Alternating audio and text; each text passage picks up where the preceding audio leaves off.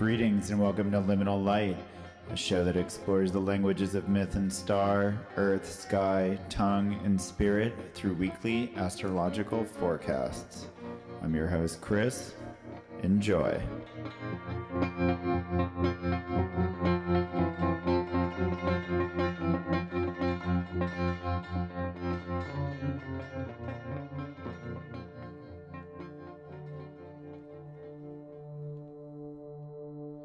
Middle Scorpio takes up heavy residence as the greater benefic and the lesser malefic have come to share their significations and work as one.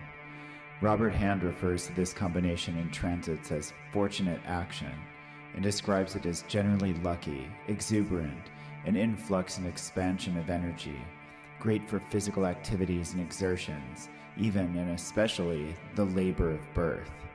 The other side of this conjunction presents the potential to take exceeding risks, as Mars is brash and Jupiter optimistic. In Scorpio, Mars's darker domicile, the subject matter of the energy and opportunistic optimism, may be of a particular nature. For those of us with prominent Scorpio placements, the spectrum of sex and death as well as the benefits of the poison path may already be apparent and well incorporated into our regular existence. For those that are currently getting an extra dose of this cocktail poured into a part of their life, it's an appropriate time to turn sex, drugs, pain, trial, and violent mutation into a worthwhile ritual, even if it's only for the space of this year, and every 12th year, for here on out, as this is Jupiter's transiting schedule. As displayed in the past few months' news, this may have to do with unearthing past traumas and putting them to a greater positive purpose. Or it could be more personal, or even psycho-spiritual. You may want to get rowdy with your shadow side and other shades. It could be for you entirely physical. You may be wanting to demolish the dark end of your house and build your ideal dungeon in its place. This is drastic and obsessive growth in some part of your life. The energy should be channeled. Something has to be done with the heat and motion either way. But as mentioned, keep in mind, overactive optimism might be inciting some to risky business. This is Scorpio, deep inward reflection, bringing a torch into the darkest recesses of your soul should reveal focus. There's always the simple, if it ain't broke, don't fix it. This may be too literal in this case, as this dynamic is wonderful for any kind of improvement, but as you are deciding on what needs renovation and augmentation, begin with the squeaky wheel. Otherwise, knowing which house you have Scorpio in would be the best way to narrow it down. I mentioned last week, this is the second decan of Scorpio, and will center on Scorpio's relationship focus, intense and intimate exchanges where we challenge each other physically, intellectually, or emotionally, sparring that tempers us and expands our skill sets, as well as sexual scuffles that break, burn, or dissolve our individuality. Encounters so hot our identities are destroyed and we walk away altered, or leave the door open and tether with strands of our desires until our array is inescapable, our strategies of seduction elongating the episodes. All of this applies to intense mutual action and reciprocal education that broadens our philosophical understandings, even if it feels like waging war or fighting in a cave within the moment. It later defines and ushers in catalysts and sets precedents for our personal and collective histories. On January 8th, adding some more dark spice and space to our concoction is the sextile to Pluto, which Mars completes as the red planet is beginning to separate from Jupiter. Where the energy is going is beginning to become a slightly different issue from the philosophical understanding. This is post-Epiphany, and literally, it is only a couple days after the liturgical 12th night and the adoration of the Magi. But energy in this area has not subsided. Only the opportunity and spiritual opening is beginning to be independent from the trigger of action. Only barely now, as in hours since the realization hit. Our dark, strange, and distant planetoid at the boundary lands of our solar system is willing to work with what Mars and Jupiter are up to. Pluto says, sure. You want to peel back layers of trauma and reach into the darkness to pull diamonds tempered by pressure out of the rough? I'm all for it. And throws a gateway to some unknown realm under the scab you've been picking. You scrape off the dried coagulate and fall into the void, somersaulting into the underworld, or where the underworld meets with what is out beyond Cloud 9. This can, of course, be scary, startling, and overwhelming. To best match your opponent, you must avoid the glare of the sun on the snow, so you don shades, but they only replace brightness for total black blindness. Your world is consumed, but maybe this is the perfect thing for the moment. You have eluded capture and act now invisibly, intangibly, or this depth of mystery is what you had been hacking the depths, sounding through the walls to reach. Mars's spike strikes black gold on the 8th, but the culmination of the entire array occurs the following day, on January 9th. In the early hours of January 9th at 2 a.m., Venus conjoins the Sun as they enter the same degree as Pluto and Capricorn. The triple conjunction sextiles Mars still within a degree of Jupiter. Meanwhile, in other territory, the Moon applies to opposition with Uranus. The Moon in Uranus's position here is square to the Capricorn 3, but only by sign, and are separate by nearly 5 degrees. Although the Moon does pass the point to perfect squares with all bodies in Capricorn on the way to opposing Uranus earlier in the night. This is quite an array, and is likely to be felt, to be experienced, and for some quite deeply. By planetary days, this will still be considered Venus's night until the sun rises, so this is her story being celestially discussed. In Capricorn, she is very hands-on, similar to in Taurus, but in Capricorn she considers worth of what she touches and tastes. And in Kazemi with the Sun, her objectives are in line with intentions and visions. This is a moment to consider what to do with the objects you are most obsessed with, and also with the materials of value that you are most intimidated by. There is certainly a connotation here of major power plays, some of which strategize sexually, from both the Pluto and Venus conjunction, as well as the intense energy and involvement of the planets in Scorpio. It's not surprising that at that moment, the Moon in Libra, concerned with the needs and safety of the greater equilibrium of justice and social relations, becomes disturbed by the revolutionary rumblings of unabashed, indivisible individuality.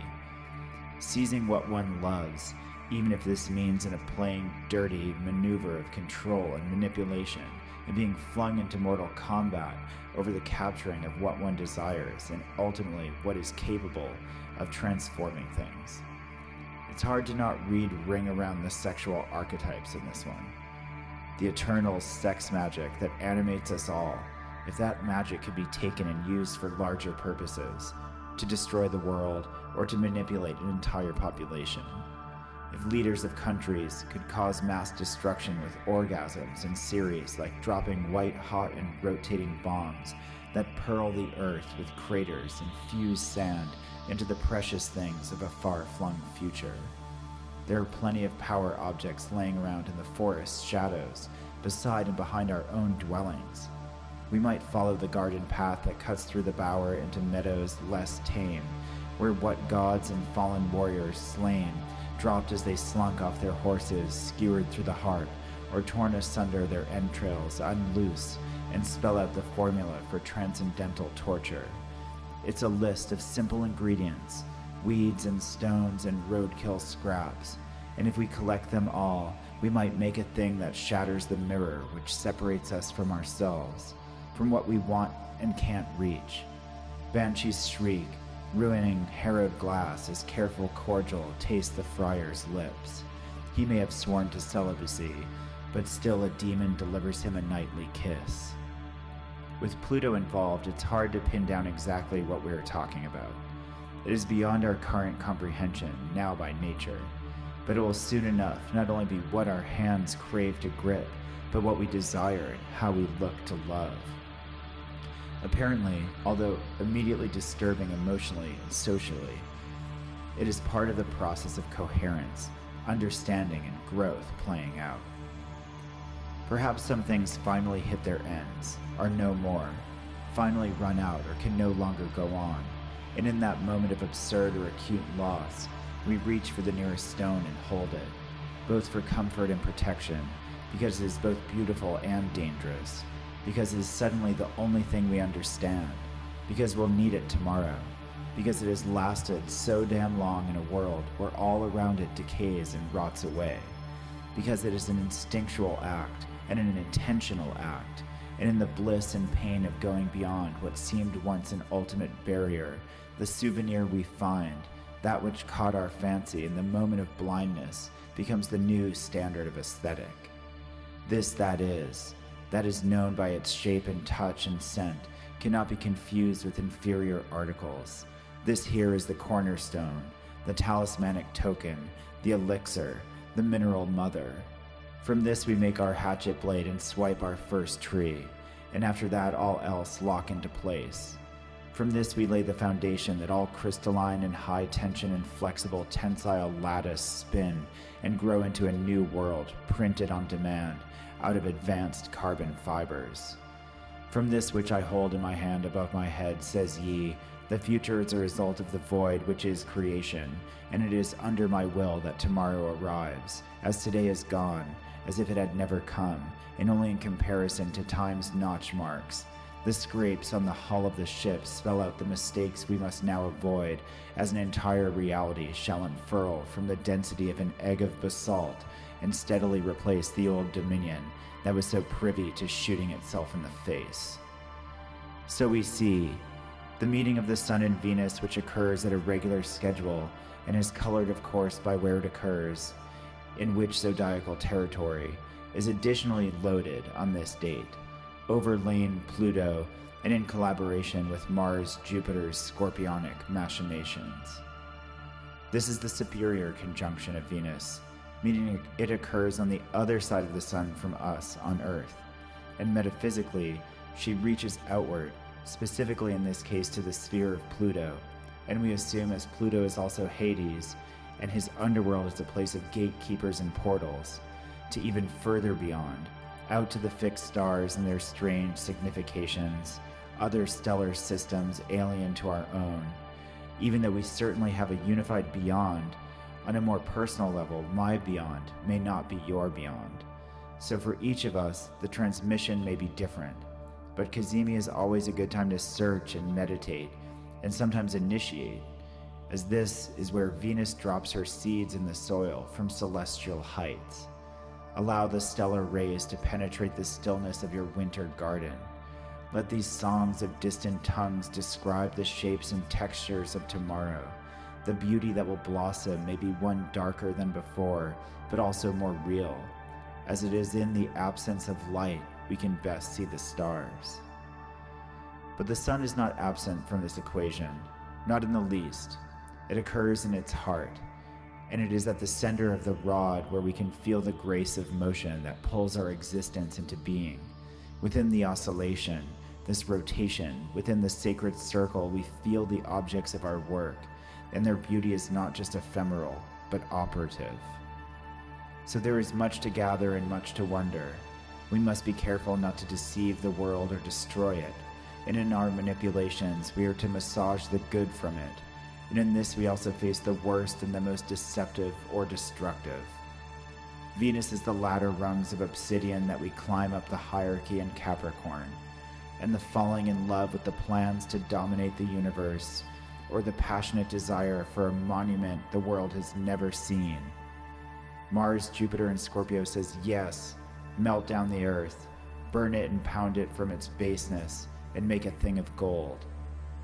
The scorpionic and the Venusian qualities of this larger array may land this solidly on your love life, or may very well trigger a sudden infatuation or a fatal attraction. Make sure that you incorporate this strange and intense energy into some productive and consensual fantasy, as this may be a combination whose safe words are replaced with passcodes and persuasions, whether this is between you and your normal partner or another. Otherwise, search out tomorrow's epic aesthetic and fall in love with your future, a monolithic construction that stands firmly on the everlasting past.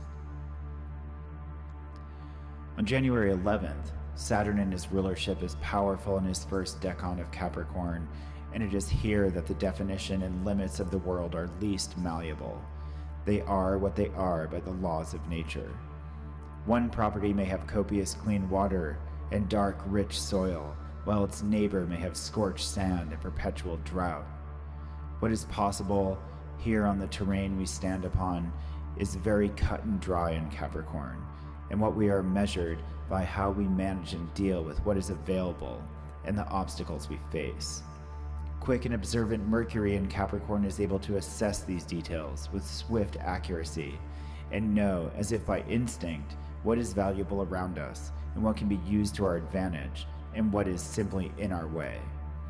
When he enters Capricorn at 12 a.m. on the first hour of January 11th, a certain cleverness and ingenuity becomes available. Our options seem to increase when really it is only our sight and thinking that have better assessed the situation. Similarly, he can help us to see the hopelessness of a position and lead us into a more strategic one if it exists. If not, he might prepare us to notice one when it arrives. Mercury holds no fantastic dignity in Capricorn, but he is no longer in detriment, and he enters into his bound. So he takes a foothold into a workable territory and is able to get traction on the first step. This also marks Mercury's exit out of the shadow of retrograde.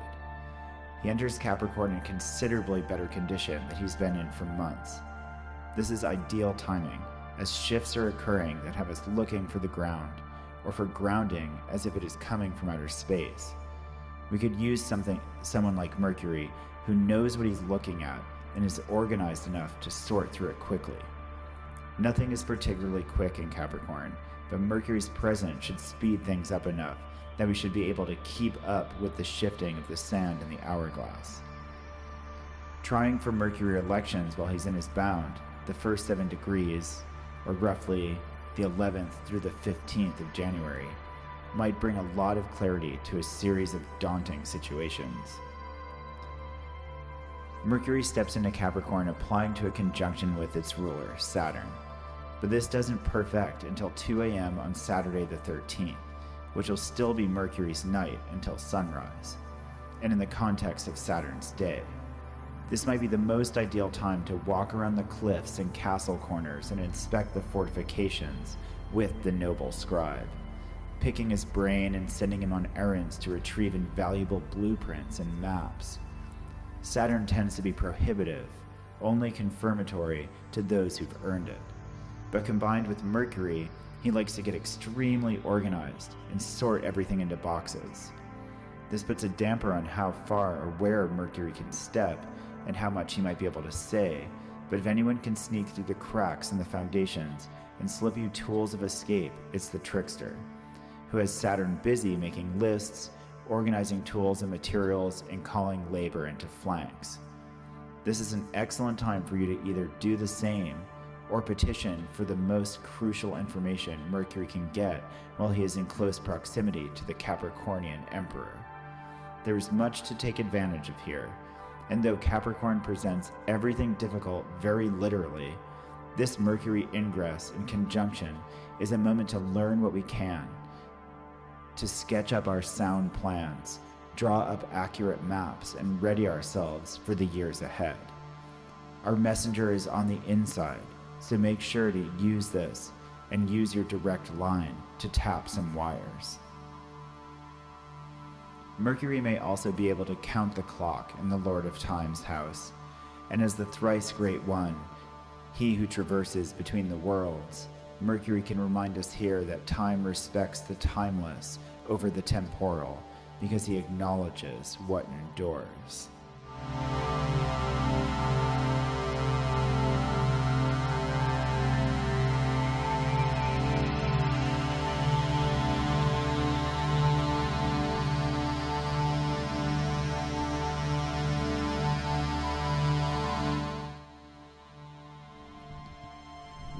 Greetings, Bonnie. Greetings, Chrissy. Welcome back. Thank you.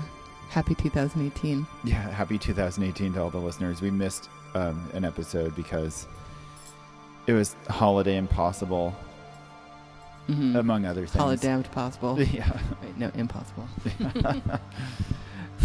Also, the extremely frigid weather caused some problems at home, and pipes were frozen and not bursting, though, wonderfully enough. Yeah, but things were more difficult than usual. Multiple trips to the hardware store. Yeah, so that's definitely already seeing Saturn and Capricorn's influence. And for me, definitely, because I have it in the 4th house. So it was instantly, it's super cold and it's affecting your house. And here are all the things that you didn't build right, and here are all the things you didn't prepare well enough. Right. So it was interesting to see homeowners right beware. away. Homeowners beware. Yeah. Yeah, and last week Fixer-upper. Yeah. Last week, what?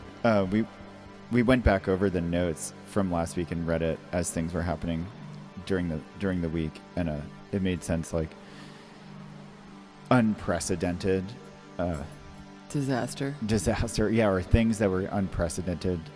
We were like, should we drain this because maybe it'll freeze? And we were like, oh well, that's never happened in a decade, and then it froze.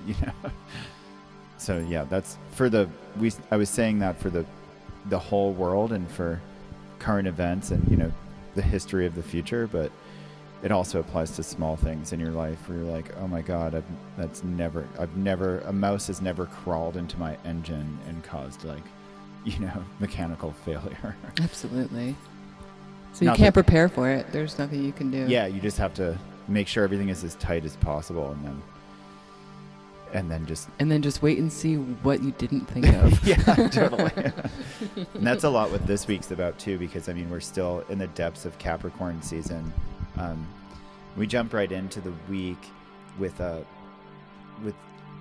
Mars conjunct Jupiter, which has already been for a couple days. They've been in the same degree for a couple days and been applying for, it seems like, a week, for a few days to a week. So this is already what's up right when we start on the 7th. And I explained last week that's kind of like a student sparring continually with his master, where your sensei says, okay, this is for the whole year, we're just going to spar nonstop. And or maybe he doesn't tell you that's what you're going to do, but that's what he tells you to do every morning when you wake up, and then you only rest and then you spar more, but you have the energy to do it. It's Mars is there, but and then the whole dynamic where the student becomes better and better, and eventually surpasses the master, surpasses the teacher, and the teacher is learning from the student. And also, of course, the master always learns from its student. The master always learns from teaching. So, yeah, that's one way to look at that, because there's that Scorpio second decan kind of like locked. It's Scorpio will have that like very, very intimate quality, the no time for small talk quality, where someone just wants to get right in there and get intense. It's very Scorpionic trait. And then, so we have that dynamic. And the other big dynamic over the course of the week is Venus applying to Kazemi, to conjunction with the Sun, which is also applying to Pluto in Capricorn. So those two sets becoming sextile are kind of the period of the week. And as we break it down day by day, you get to see kind of how things are applying to each other and transitioning, and kind of the minor shifts that make it all happen as a configuration. But really, this is going to feel more like a period. So you talk about when we were discussing this show before, we were talking about how this particular movement is of the Sun and Venus and Pluto coming together. Mm-hmm. Leaves us looking for remnants of the past to refer to, but they're not visible for the moment, and the unknown future because of lack of precedence, like we were talking about before. Do you have any kind of advice as to how to proceed within that circumstance? Yeah, the whole configuration kind of, that's what this whole set is about, because Scorpio is Mars's nocturnal domicile. And so you see, like with Scorpio, people will talk with both Pluto and with Scorpio. This is kind of like this weird, like double situation. And you can almost see why sextiles happen by observing this, that in a sextile, when two planets are sextile, they're willing to collaborate. They're willing to work together. And so you're like, well, okay, Capricorn and Scorpio working together, why is that? But in both situations, you see it's possible for this like manipulation and power plays, and it's like sneaky, underhanded business. But really what that boils down to, because you could go through those whole things and look at it in a positive light too, it's being able to act in the darkness. Mars ruling Scorpio, it's being able to attack at night, to be able to those courses where they teach you how to like do somersaults and shoot with no flashlights, and to shoot in the dark, like tactical training. And they just drop you in the woods in the winter. Yeah. It's like crazy Navy SEAL stuff, or like, I know Austin Kopic refers to Mars in Scorpio as a ninja, whereas Mars in Aries, his other domicile that he rules, is more like a samurai. Like one attacks during the day, it's like Clint Eastwood, like I'll meet you at high noon in the center of town and we'll have a shootout and everyone can see it, to the assassin that just you wake up and everyone's dead, and so without the darkness, in that connotation, it's being able to like move and maneuver. And we have Jupiter there, who's like mind expanding, like growing things in your life and bringing opportunities. So the pair is like bringing the opportunities to move in the darkness. And so then you have Pluto, you have the Sun and Venus, the Sun being like your volition, your identity, what you're trying to do, what you're all about, like what's authentic to you, what's like what you're really doing, what your plan is, what you're striving for. And Venus coming together. So Venus and Capricorn is like what materials have value, what aesthetic value, or emphatic value. Like I love this wood grain.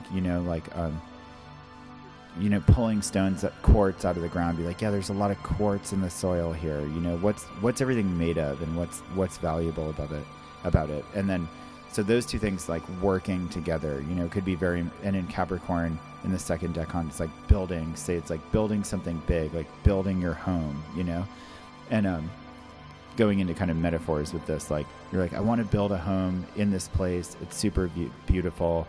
This is my strategy, but it's right on top of Pluto. So you're like, but I have no idea how I'm going to do it. There's some total unknowns. Like, it's like, this might all get taken away from me. Pluto is the edge of our solar system. Beyond Pluto, we don't know what's out, we don't experience that like what we do within the cellular structure of it's alien to our solar system. So with Pluto, you'll get like this underworld vibe, this like emptiness, this uncertainty. So it's kind of like, how do we strategize while the world is uncertain? How do we strategize in unstable circumstances? And how can we like continually have material pleasures? And so we're like, well, we need to start learning how to move within the darkness, how to be able to act and attack and bring in opportunities, even though we don't know what's going on. We're blind to really what society's doing, because you'll get a lot of that conspiracy, like with, Capricorn is very, very much like society. It's very hierarchical, so Pluto and Capricorn is very much like, what's up with society? Like, what is this all about? Like, where's the power? Who has the power? Like, how can we manipulate the circumstances? Who's manipulating each other? It's very much like one of those like corporate drama, like power play kind of movies, or like a TV serial, like a series, like where it's everyone just kind of like doing these crazy moves to get themselves in a power position. But that's going to come about in your life in small ways. Like if someone has Scorpio in the second and Capricorn in the fourth, they could be like, we really need to like tear apart our finances and figure out where all the money's going. Like, how much do we spend on food? How much do we spend on bills, on alcohol, on firewood, on car fuel, everything. And bring like a focus and art into daily life, and trim the fat and extract the superfluous. And And that's take the element of surprise out of your life. Like, where'd all my money go? Right, totally, yeah. And then if people are going to do that as like a household, say, because it's Scorpio, there's like a lot of intimate exchanges. That's a really intimate exchange between partners to like tear that all apart and strategize that, Try not to finger point. Yeah, try not to. Yeah, definitely. That's to keep that in mind. Mars is still in Scorpio, so that could turn into a big fight. But you're likely to learn from the fight, But you want to avoid the fight. You want to avoid the violence. I was thinking about evening primrose, how they bloom in the dark. Their flowers, some of them open in the darkness. Yeah, that's really interesting. Yeah, for sure. Or just thinking of flowers that do, there's more than evening primrose, but flowers that do open in the darkness. I mean, we have evening primrose here, so it'd be a fun plant ally to explore during this time. That would be a good investigation for the week. It would probably calm people down in the midst of just looking at pictures of them. Yeah, or just like do some research and get interested in that for a second, if that's going to be your distraction for the week. You're like, I didn't spend all week on social media. I investigated night blooming plants. Yeah, I started following evening primrose. Yeah. Yeah, start following evening primrose and it might start following you. Yeah, exactly. So yeah, that's like really the big morning glory. Oh no. Thing of the week. And slowly moving through those dynamics, like on the 8th, Venus is getting pulled more into conjunction and being purified by the sun. So that's the other thing that's going on, is when Venus comes together with the sun in that superior conjunction, she's on the other side of the sun from the earth, and the sun and her right themselves and sync up, and what you're trying to do and what you're all about and what you're truly trying to do and your plan becomes in line with in this case it's Capricorn, so it's like material pleasure, what are the materials and what are we going to do with them, what are we selecting for materials and how are we going to use them, for the bigger plan. So it's a time of looking at everything we use and figuring out what's worth using and what's not worth using. Absolutely, assessing the tools that you have. Maybe just making sure that you're not just using them, or the materials, just using them just because that's what you've used forever, and why change, Yeah, totally. Yeah, and that's, it's going to pull people into thinking this way anyway, so you're just going to start to, it's a good time to do it, it'll be productive, but you're also going to see people start focusing on that. And then, as it moves into the 9th, that's when the Kazemi actually happens. So it's strange the way it goes. Like, as Venus is becoming more and more combust, she's starting to be pushed down into under the surface, into the subconscious and the subtext of everything. It's not the artsiest time suddenly, it's like not like the most social and the most pleasurable and most artistic period. It's winter setting in for a lot of the country right now. It's very, very cold, much colder than usual, or colder sooner, or more consistently. So it's not, it's not the springtime or the early autumn, the times that we associate with Venus. But so she's underneath the sun, but then they come together and there's that moment where it's super Venus. And these Kazemis are kind of like, as you're coming into like something's confusing because Venus is outshined by the sun. What you're trying to do, what the sun is like focused on, which in Capricorn is like responsibilities and how you're going to build what you want to build and how you're going to like rise through the hierarchy. He said, fall in love with your future, a monolithic construction that stands firmly on the everlasting past. Yeah. Well right. said. Yeah. So then for those moments, like Venus is kind of getting obscured, it's not the most Venusian, but then there's that one moment in the Kazemi where you're like, oh, I got it.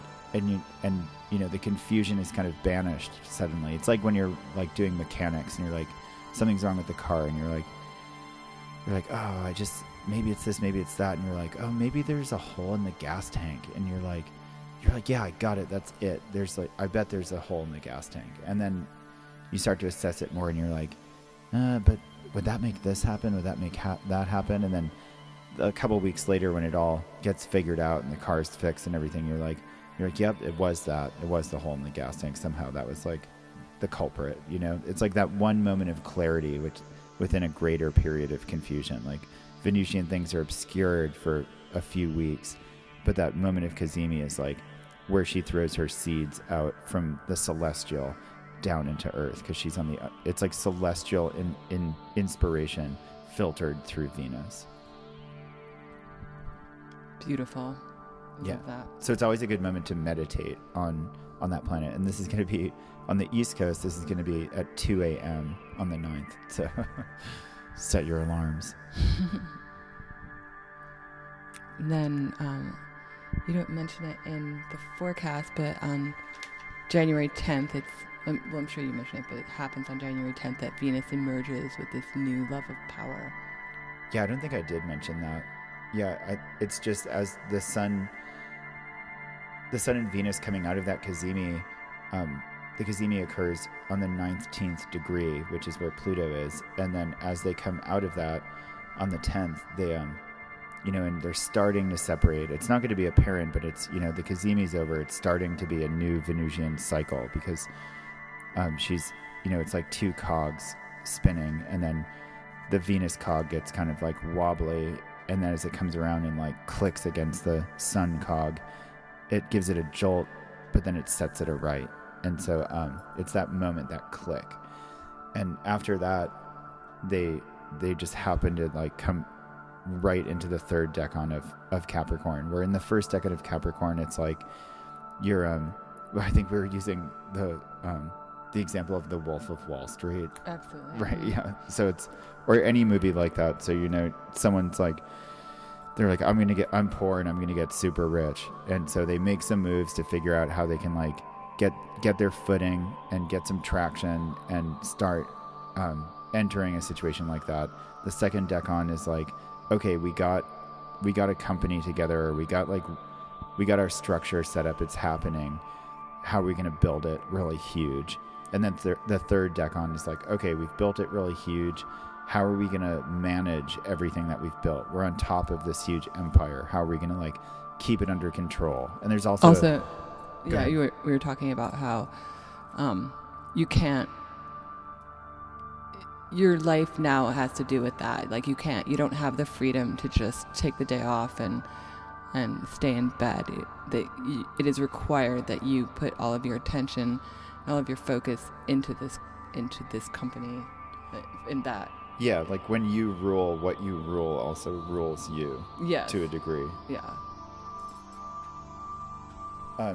So that's just the connotation of Venus as she begins this new cycle. And like I said, she comes back into combustion. So it's very much in the subtext, but it's going to be kind of stewing in people's minds. And it's the beginning of this cycle from superior conjunction to superior conjunction. So this new Venusian narrative starts there. As she goes through the zodiac signs, she's going to go through a lot of different themes and be in like places where she likes to be better, like her exaltation in Pisces in a couple months. But for now, that's the seeds are thrown into that spot in Capricorn. So that's going to be like a continuing kind of foundation for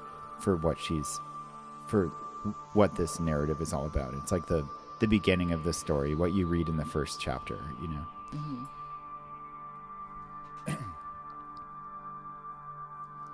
Then we go to... Yeah, the next thing that happens is then Mercury ingresses into Capricorn, which that's like a nice big shift, because we've had this whole Capricorn season where everything is very heavy on like, what are our responsibilities, what's everything made of, like what's the plan, what are we going to do, and then all of that culminating on top of Pluto is kind of like, I don't know what's going on, maybe some people are like, I don't know what's going on. I lost everything.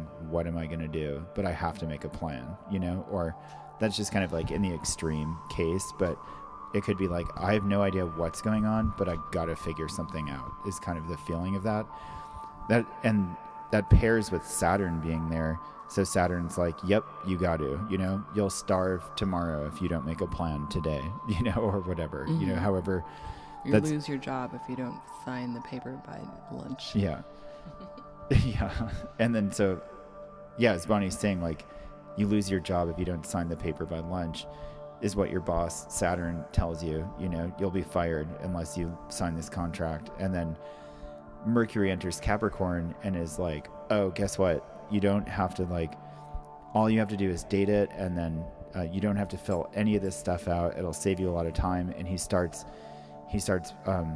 pointing out the loopholes. Yeah, the loopholes. And because it's very much like, because he's going to come in to Capricorn and he knows what's what. He's going to start organizing all those Capricornian details.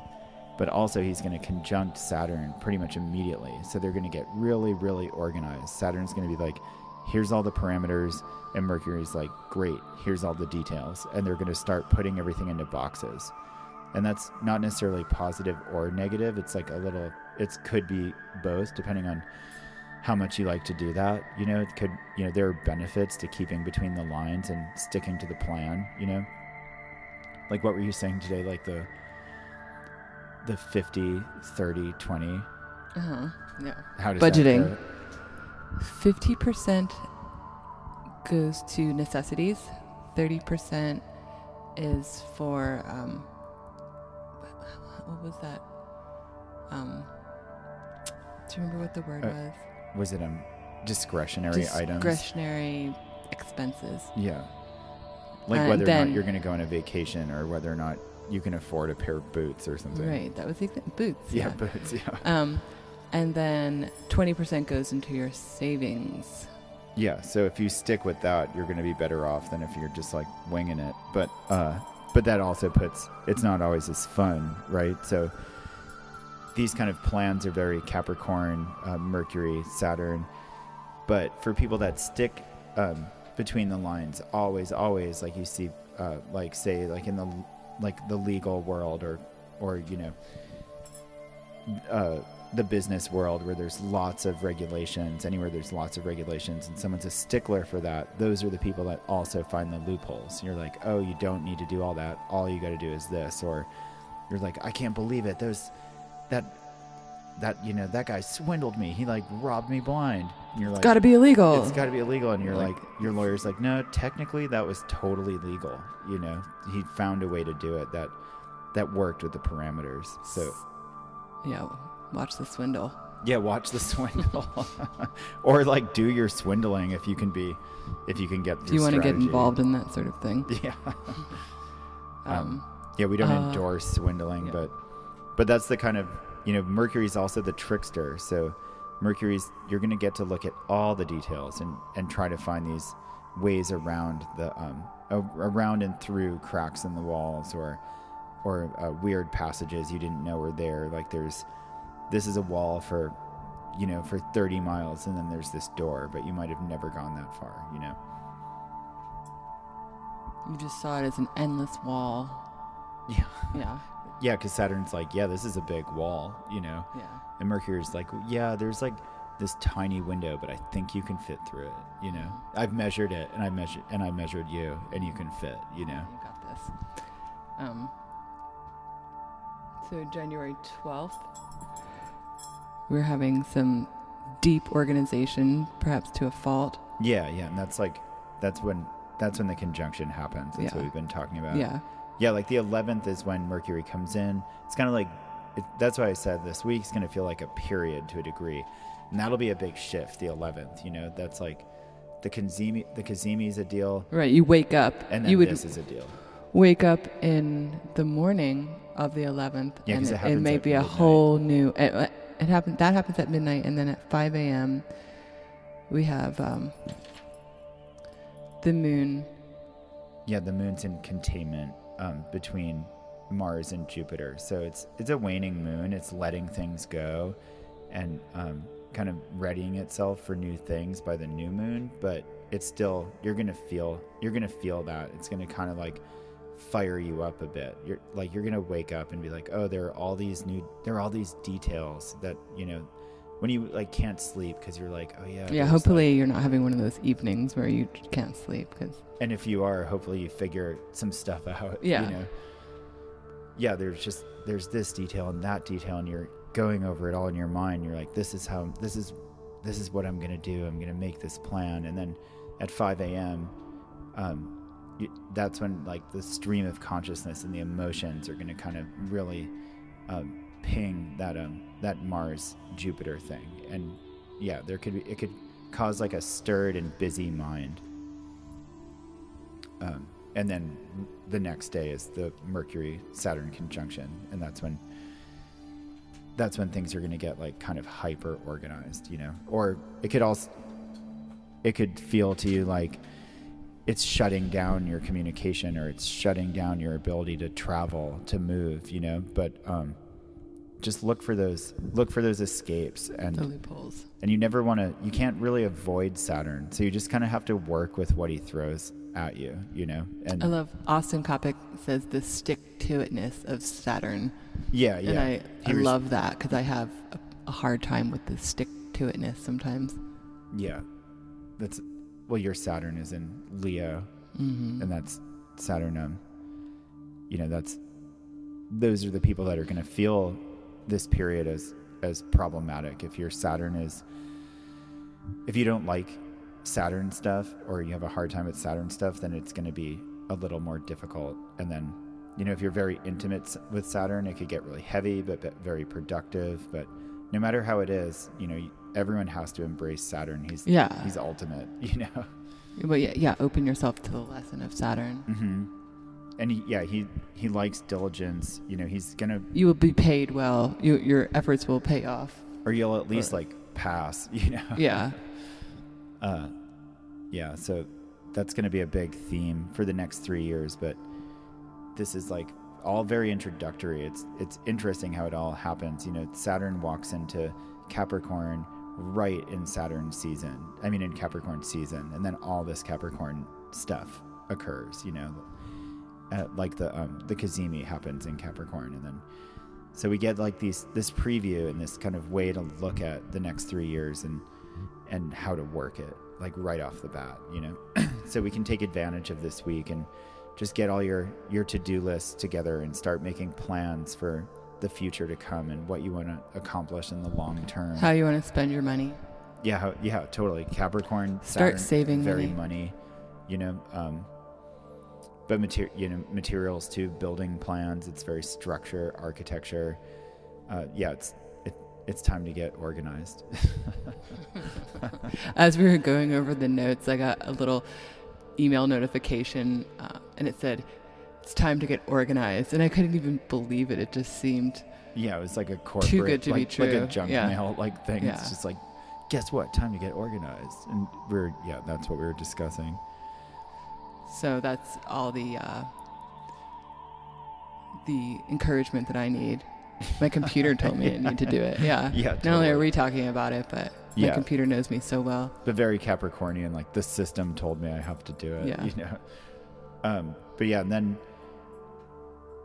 then the end of the week we have Venus squaring Uranus, and so this is a little different. Now we get Uranus's input, and so like we said, when Venus enters the third decan of Capricorn right after the Kazemi, she starts this new Venusian cycle, like what you love, what you're attracted to, what brings you pleasure,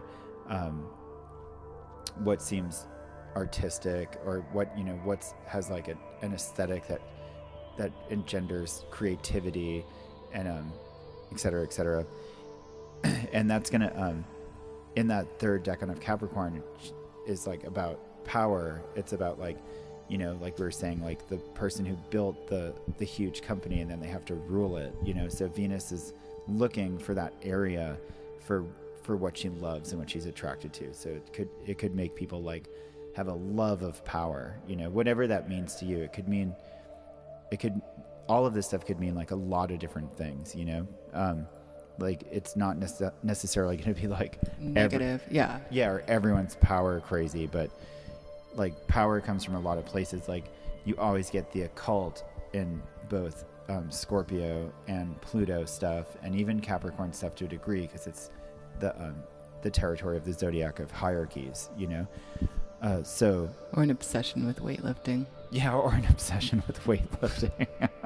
Yeah, totally. So you're either gonna That's where I want to put that energy. Yeah, you're like, yeah, those are two good and opposite examples. Like it could make you like hit the books and like get your like witchcraft in order, like in a very serious way, or initiations, or it could make you get a gym membership and go crazy, and or both. Or you have both. The time. Yeah. Totally. Yeah. Then there's definitely like Satanist schools that like promote that. Yep. So yeah, whichever way you want to play it, but yeah. So this square to Uranus. So Uranus is still in Aries, so it's that individual. Venus's new love of power jolted with a volatile individual enthusiasm. She still combusts, so it could be like under the surface, so it may be really strong psychologically, but invisible right out in the open. So, you know, it's like someone that it could, for some people, it could be like someone becoming a ticking time bomb, becoming quietly power crazy. But that's you know, that isn't necessarily a bad start. You know, Venus is going to like make it through Capricorn, make it through Aquarius, and get to exaltation, you know, as long as you keep the ship holding together, you know, like a little bit of power craziness is not necessarily bad. Is, you know, it could be motivational. Absolutely. Like think big, you know. Don't be afraid of it. Yeah. Don't be afraid of power. Yeah. Because there's very much like one of those things in all this that like, who has the power, you know? Like, somebody's got to have the power. Yeah. So do we want some of the power? Do you want autonomous power? Do you want power for yourself? Or is it all going to be in society? It's all going to be in the system against you, you know, or whatever that is. That's so abstract. And that's kind of makes sense that Pluto is in Capricorn, because no one even knows what the government is anymore. No one knows what society really is anymore. Like no one knows what like cryptocurrency is going to do. No one knows like what climate change is going to do. Everything's an unknown, you know? And so the material world has this big black hole in it. And that's very much this Pluto and Capricorn situation. So it's a moment to be like, everything's uncertain. No one knows what the future is. And like, let's make a serious plan and manipulate some of the power for ourselves. Amen. Amen. Okay, and speaking of amen, we should probably bring this to a close. And it's interesting talking about the world being a void, because we're looking out the windows right now to a complete whiteout blizzard that they're calling the Arctic bomb. Or the cyclone bomb, right? Yeah. I like Arctic bomb. Though. Yeah. It looks like an Arctic bomb. But it's also a BALM, you know? Yeah, absolutely. I didn't have to go to work today. Yeah. And nice. We have firewood for now, you know? All right. Well, thanks very much. See you next week. Thank you.